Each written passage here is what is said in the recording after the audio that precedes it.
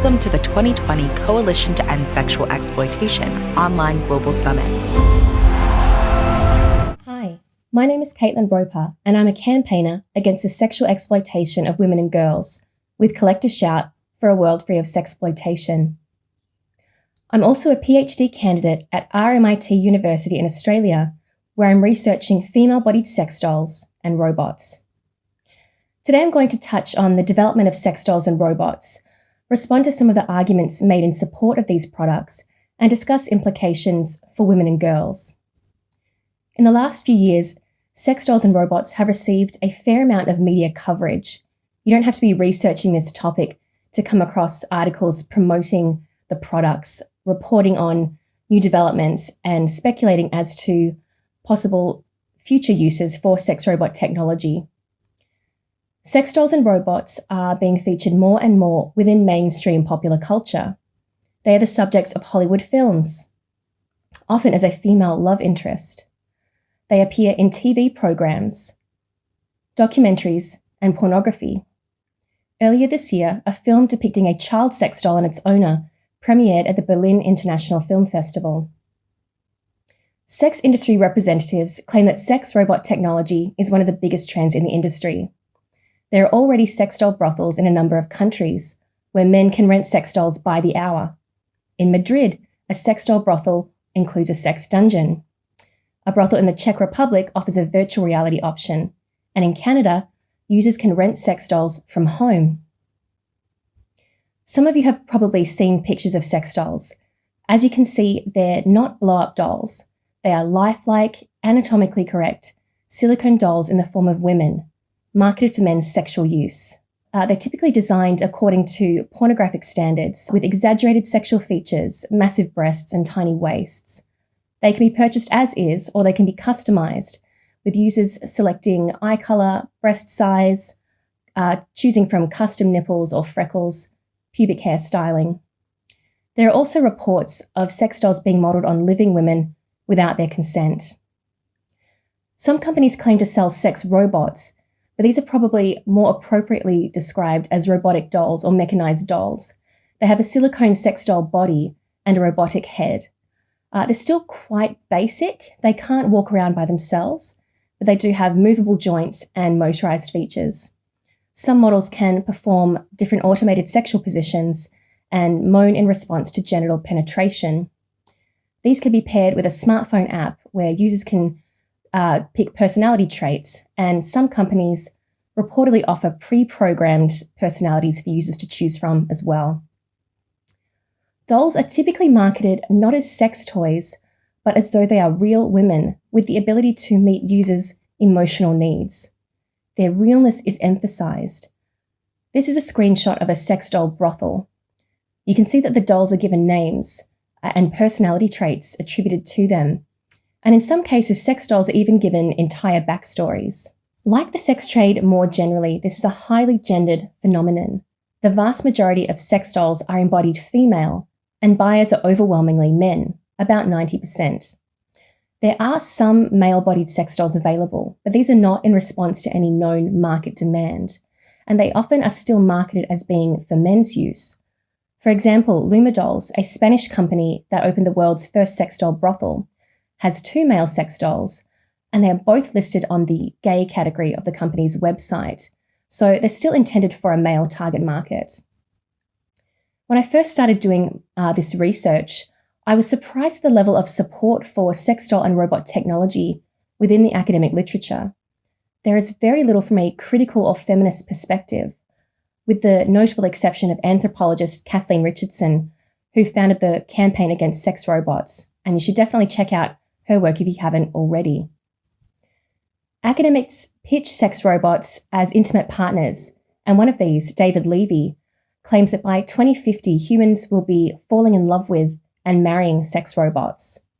He also suggests a prostitution-like relationship, replicating the dynamics of a sex buyer and a prostituted woman. Others claim that sex robots could be utilized for use by the elderly, for the physically or mentally disabled, for individuals who struggle with social anxiety or are dealing with grief, that they could be used within intimate relationships, or for illegal sexual practices like violent and sadistic sex acts, or even for pedophilic use. Others claim that men's access to female-bodied sex dolls and robots will prevent rape, as they will have a sexual outlet available to them for sex on demand. Some academics pitch sex robots as a positive development that should be actively encouraged, as promoting sexual well-being and better health, quality of life, and overall happiness. Some even frame men's lack of access to sex dolls and robots as an issue of sexual deprivation, that men will suffer without them. University of Manitoba Associate Professor Neil MacArthur writes, "Like other forms of inequality, sexual inequality has a widespread impact on society. When individuals, especially young males, are deprived of the prospect of sexual companionship, they can become a significant source of social instability. We might wonder to what degree the mere possession of a sex robot can alleviate the psychological and social costs of sexual deprivation." Sex robots have also been pitched as an option for astronauts on space missions, whose psychological well-being might be threatened if faced with periods of abstinence. And a sex doll manufacturer has called for the dolls to be made available for free on the UK's National Health Service. Men's so-called sexual needs, their needs for sex on demand, and to engage in violent and sadistic sex acts, are not questioned, they're just accepted. On the other hand, the consequences for women and girls are rarely considered. So what are the implications of female-bodied sex dolls designed for men's sexual use for women and girls? Female-bodied sex dolls represent the literal objectification of women. They are embodied representations of women designed purely for men's sexual use. Women as their male users imagine them or wish them to be, stereotypically feminine, hypersexualized, and without autonomy. Woman becomes a role that can be occupied by a product, a rubber doll. The development of female-bodied sex dolls and robots for men's sexual use raises some important questions about consent. While consent alone can be a limited framework for approaching these issues, sex dolls and robots could undermine social norms around consent. Sex dolls and robots cannot give or refuse consent. They are constantly sexually available and allow users to experience sex with what Cinziana Gatu writes is essentially a female sex slave. She writes, "By design, sex robots do not have the ability to complain or reject the user. To the user, the sex robot looks and feels like a real woman who is programmed into submission and which functions as a tool for sexual purposes. The sex robot is an ever-consenting sexual partner, and the user has full control of the robot and the sexual interaction." Sex dolls and robots may facilitate users' fantasies to enact rape and violence against women. Some sex robots are reportedly intentionally programmed to refuse consent.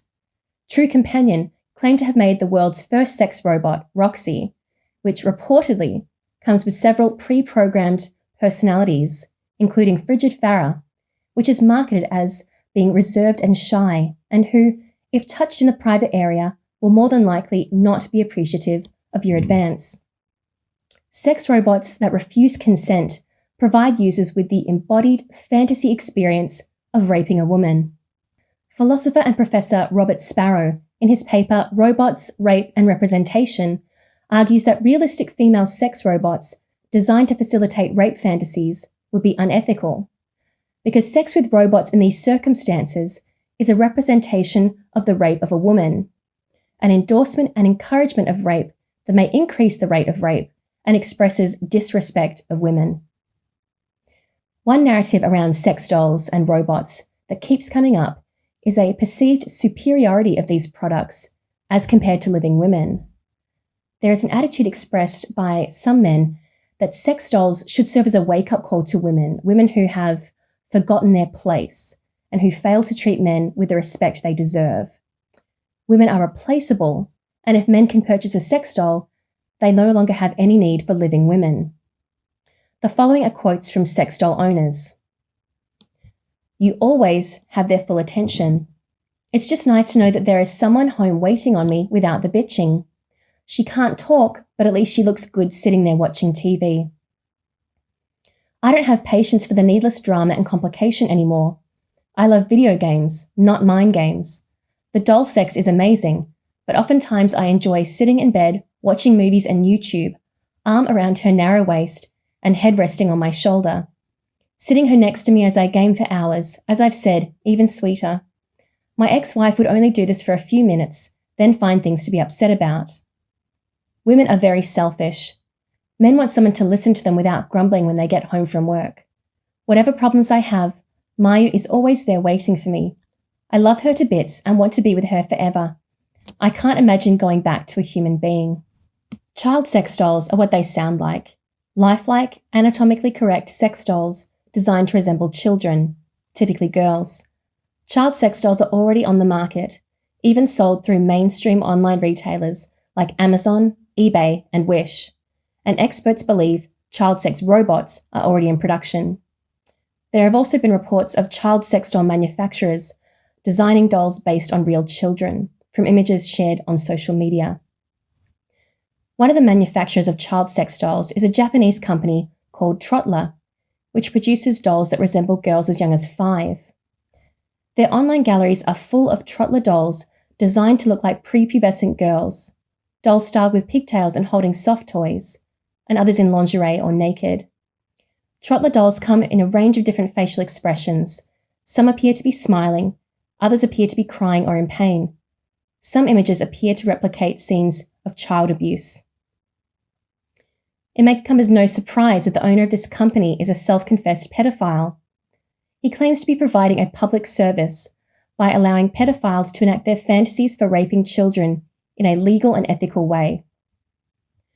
Some countries have introduced legislation to criminalize child sex dolls like these, or have utilized existing legislation, classifying the dolls as obscene or as child exploitation material.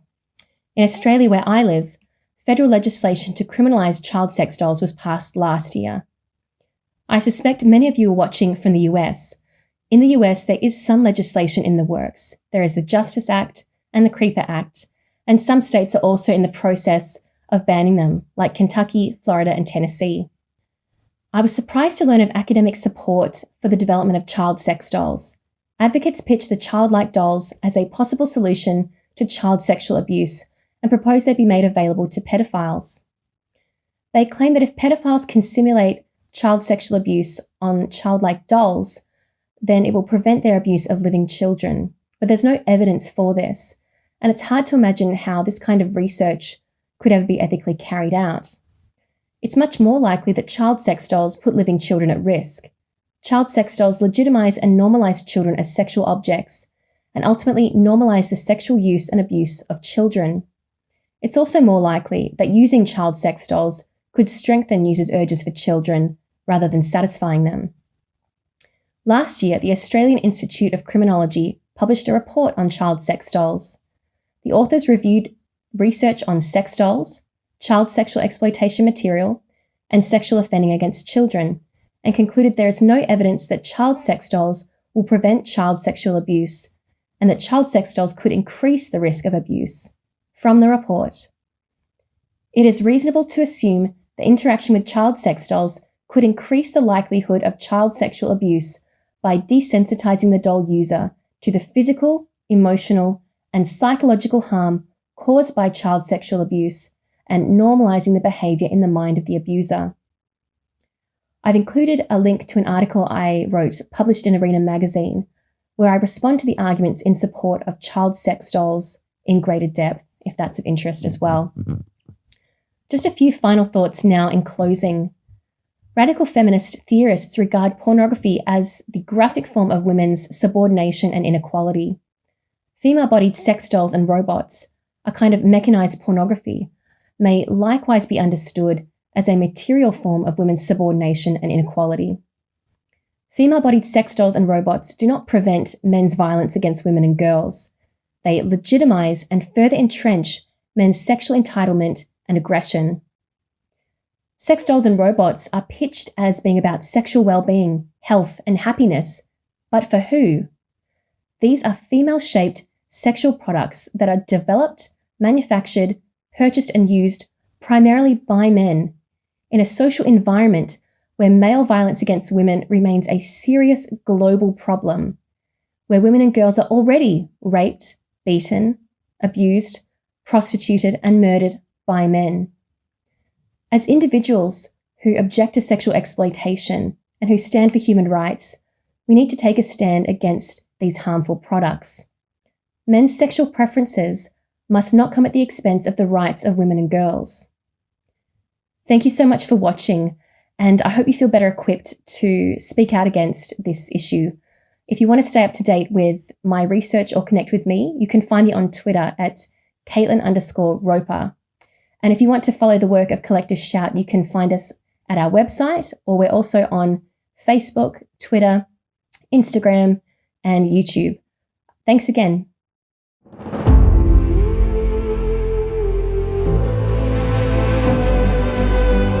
Welcome to the 2020 Coalition to End Sexual Exploitation Online Global Summit.